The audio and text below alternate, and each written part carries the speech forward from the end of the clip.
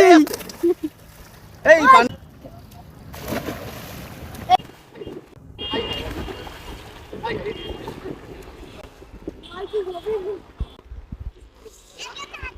ওদের এই দৃশ্য দেখে আমি সেই শৈশবে ফিরে গেলাম। আসলে ছোটকালে ওদের মতো বয়সে এরকম অনেক লাফালাফি করছি এই পুকুরের ভিতরে।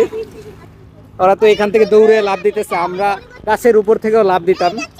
তো এই দৃশ্যগুলো আসলে মনে করিয়ে দেওয়ার মতো, খুবই সুন্দর।